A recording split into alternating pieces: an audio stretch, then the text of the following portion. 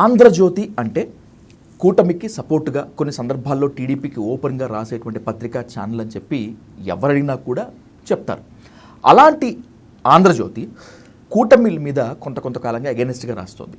P4 ఇది అద్భుతమైన vision అని చెప్పి చంద్రబాబు నాయుడు గారు అంటారు. P4 సాధ్యం కాదు అని చెప్పి ABN రాస్తారు, ఆంధ్రజ్యోతి రాస్తుంది. And by the same way Narayana హయాంలో అమరావతి అద్భుతంగా ఉంటుందని చెప్పి ఒక స్టేట్మెంట్ వస్తే నారాయణ అసమర్థుడు అని చెప్పి ఈ విధంగా ఇలా ఆంధ్రజ్యోతి వ్యతిరేకంగా కూటమికి రాయటాన్ని స్పెషల్ స్ట్రాటజీ అనుకుందామా, లేకపోతే మిగతా వాళ్ళు ఎవరు రాయకుండా ముందే ఇది రాస్తుంది అనుకుందామా?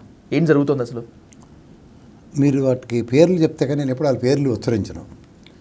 నేను డిస్కస్ చేద్దామని. నేను CIT అంటాను వాటిని. అంటే చంద్రబాబు గారు ఇన్వెస్టిగేషన్ తపేలా ఛానల్, తపేలా పేపర్లు. CIT అంటే పేమెంట్ రానప్పుడు అరణ్య రోదన కార్యక్రమాలు మొదలవుతాయి. పేమెంట్ వచ్చినప్పుడు నిజాన్ని కూడా నిర్భయంగా దాచగలిగే సామర్థ్యం వాళ్ళ దగ్గర ఉంటుంది. మీకు అర్థమవుతుందా? ఇప్పుడు ఉదాహరణకి మనకి ఒక తపేలా ఛానల్, పెట్రోల్ బంక్ ఛానల్ అంటాను నేను. ఆ ఛానల్ అయితే వెరైటీ ఎలా ఉంటుంది తెలుసా?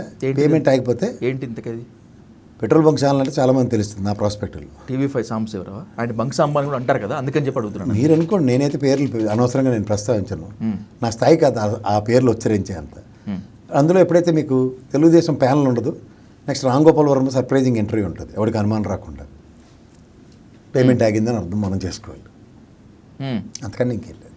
సో అలాంటి వాటిని, ఆ వార్తలకి క్రెడిబిలిటీ ఉంది, క్రెడెన్షియల్స్ ఉన్నాయి అనుకుంటే ఇవాళ ఆరోగ్యశ్రీకి ఆ కిరసనాల ఛానల్లో అయితే డైరెక్ట్గా పేరు తొలగించి అని ఆడే వీడియో రిలీజ్ చేస్తాడు.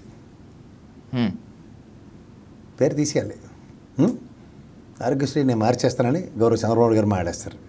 దాని పర్యవసనాలు ఎలా ఉన్నాయి చూస్తున్నాం కదా ఆంధ్రప్రదేశ్ రాష్ట్రంలో. కర్త కర్మ క్రియ అల్లే పనికిమాల సలహాలన్నీ ఇస్తుంది వాళ్ళే, కానీ పేరుకు మాత్రం యాజ్ ఇఫ్ అన్నట్టుగా రక్తి కట్టించే కార్యక్రమానికి పునాదులు ముందు నుంచేసి దానికి అనుగుణంగా కార్యాచరణ రచించే సామర్థ్యం వాళ్ళ దగ్గర ఉంటుంది.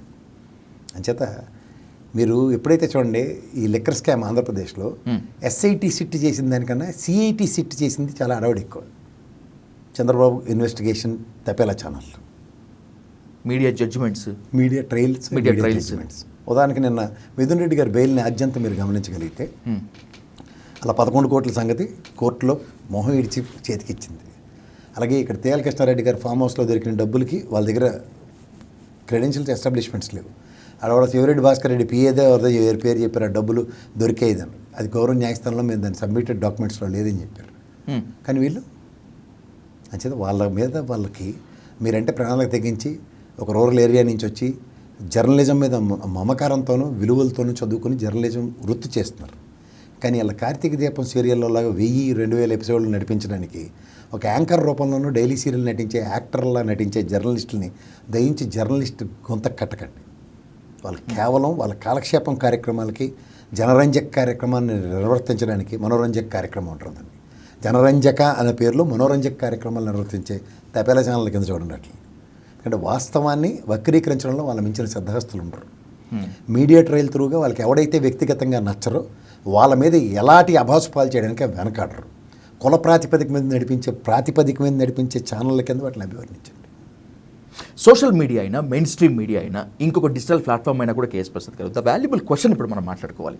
ప్రజలు ఇంత రాజకీయ చైతన్యవంతులు అయ్యారు కదా, ఏది తప్పో ఏది నిజమో వాళ్ళే తేల్చేస్తున్నారు కదా. ఇంత స్థాయిలో పొలిటికల్ అవేర్నెస్ ఉన్నప్పుడు ఒక 10 YouTube channels, 2 main stream channels, 3 పత్రికలు పెట్టుకొని అబద్ధాలు రాసేస్తే సాక్షి అయినా, ఆంధ్రజ్యోతి అయినా, ఇంకెవరైనా కూడా ప్రజలు నమ్మేస్తారా? మాయలో పడిపోతారా? ఇప్పుడు 10 మంది ఒకటే మాట చెప్తున్నారు అనుకోండి, 11వ వాడు వేరేగా చెప్తే odd man is been tortured. మీ విధంతమే మీకు బాగా తెలుసు. ఒక మంచి ఆర్టికల్ రాశారు, దానికి జరిగిన పరిణామాలు మీరు నిజమైన జర్నలిస్ట్ కాబట్టి ఎదుర్కోగలిగారు. ఇప్పుడు ఉదాహరణకు నాకు మీద కంటిన్యూస్గా బొంబార్డింగ్ జరుగుతుంది, మనం ఎదుర్కొంటున్నాం కాబట్టి జరుగుతుంది. ఎదుర్కోలేని వాళ్ళు బెండ్ డౌన్ అయిపోతారు. వాళ్ళకి కావాల్సింది అది.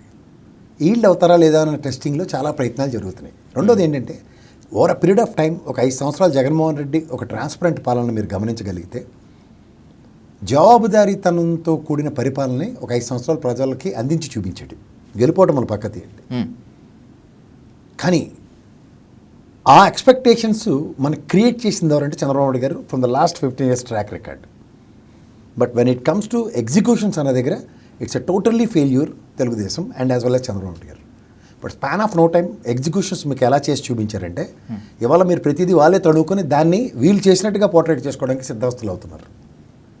ఉదాహరణకి పోర్టుల నిర్మాణం, ఫిష్ ల్యాండింగ్ సెంటర్లు, ఫిషింగ్ హార్బర్లు, అలాగే నాడు నేడు స్కూళ్ళ పరివర్తన, నెక్స్ట్ వైద్య కళాశాలలు, తర్వాత సచివాలయ వ్యవస్థ, వీటిలన్నిటిలోంచి అవుట్కమ్ ఎట్ల నుంచి రీడ్ అవుతున్నాయి చూసుకోండి. ఇప్పుడు పేరు చెరిపేద్దాం అన్న తాపత్రయమే తప్ప వీళ్ళకి ప్రజలకు ఏది మంచి చేద్దాం అన్నది ఎక్కడైనా కనబడుతుందా మీకు? ప్రధానికి మెడికల్ కాలేజీలు ప్రైవేటీకరిద్దాం అనుకుంటున్నారు పీపీపీ పద్ధతులు. ఇప్పుడు మనకి నేషనల్ హైవేలు ఉన్నాయి, 20 సంవత్సరాలు దాటిన తర్వాత కూడా ఇంకా దాన్ని మళ్ళీ రెన్యువల్ చేసి పీపీపీ పద్ధతిలో మనం టోల్ ట్యాక్స్లు కట్టుకునేసి వస్తున్నాం కదా. జాతికి అంకితం చేసిన ఉదంతం చెప్పండి. ఏదైనా ఒక ప్రైవేటు పరమైన వ్యవస్థ ఆధ్యాత్మిక చింతనతోనూ దాతృత్వ స్వభావంతో పనిచేస్తుందా, లేకపోతే ప్రాఫిట్ మాడ్యూల్తో పనిచేస్తుందా? అన్డౌటెడ్లీ లాభాలే. మనటప్పుడు ప్రైవేట్ పరం చేస్తే ఇక్కడ ఒక వాల్యుబుల్ క్వశ్చన్ కేసు ప్రసాద్ గారు, నాకు మాత్రమే కాకుండా చాలా మందికి కూడా ఈ సందేహం ఉంది. Please clarify that. ప్రభుత్వానికి భారం అవుతూ ఉన్నప్పుడు, ప్రభుత్వం నడపటం చేత కాదు అని అనుకుంటున్నప్పుడు ప్రైవేట్ వ్యక్తుల సహాయం తీసుకొని నడిపితే తప్పేంటి అనేటువంటిది ఒక ప్రశ్న. Good question. ఇప్పుడు మనకు మహానుభావుడు పివి నరసింహరావు గారు, గ్లోబలైజేషన్ తెలుసు మీకు, ఎగ్జిస్టింగ్ వ్యవస్థకి ప్యారలల్గా వ్యవస్థ క్రియేట్ చేయబడింది. అంటే ప్రభుత్వ రంగ సంస్థలకి state bank of India, banking వ్యవస్థ ఎగ్జాంపుల్ చెప్తాను. State bank of India, Andhra bank, Canara bank, ఇలాంటివన్నీ ఉన్న దగ్గర ఒక ఐసిఐసిఐ బ్యాంకు, హెచ్డిఎఫ్సి బ్యాంకు, ఇలాంటి బ్యాంకులు తీసుకొచ్చారు. వ్యవస్థ డిస్టర్బ్ అయిందా?